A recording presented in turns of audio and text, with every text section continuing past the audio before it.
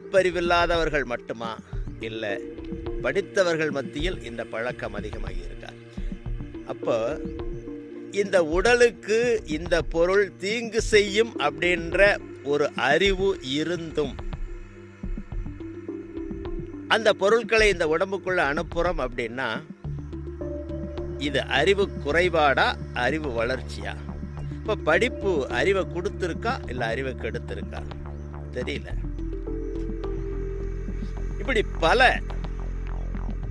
இந்த சமூகத்திற்கு, இந்த உடலுக்கு, நம் குடும்பத்திற்கு கேடு விளைவிக்கக்கூடிய பல செயல்களை செய்யக்கூடியவர்கள்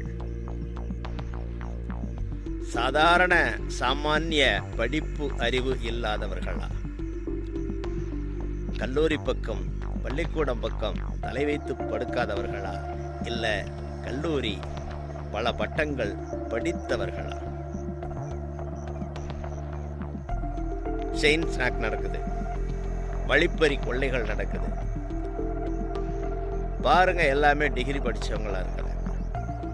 இப்போ படிப்பறிவு என்பது ஒரு மனிதனுடைய மனதை, மனிதனுடைய செயலை வளர்க்கவில்லை, மனிதனுடைய எண்ணங்களை உயர்த்தவில்லை. ஏதோ பேருக்கு பின்னாடி போட்டிருக்கிறாங்க. ஆனால் அதை தாண்டி பட்டறிவு அப்படின்ற ஒரு அறிவு வேணும், பகுத்தறிவு அப்படின்றது வேணும். பகுத்தறிவுன்னு சொன்ன உடனே நீங்கள் வேற மாதிரி நினைச்சிடாதீங்க. அந்த பகுத்தறிவுக்கும் உண்மையான பகுத்தறிவுக்கும் சம்பந்தம் இல்லை. ஏன்னா ஒரு விஷயத்தை பகுத்து அறியக்கூடிய அறிவு அப்படின்றது தான் பகுத்தறிவு. அதே நேரத்தில் இது சரி இது தவறுன்னு சொல்றது பகுத்தறிவு கிடையாது. ஏன்னா எது சரி எது தவறுன்றது யாருக்கு தெரியும்? இன்னைக்கு சரியா இருக்கிறது நாளைக்கு தவறா இருக்கலாம், இன்னைக்கு தவறா இருக்கிறது நாளைக்கு சரியா இருக்கலாம். எனக்கு சரியா இருக்கிறது உங்களுக்கு தவறா இருக்கலாம், உங்களுக்கு சரியா இருக்கிறது எனக்கு தவறா இருக்கலாம். இதுல சரி தவறுன்றது பொதுவான விதிகள் எதுவும் கிடையாது. உடனே அதை பகுத்தறிவுன்னு சொல்லிடாதீங்க.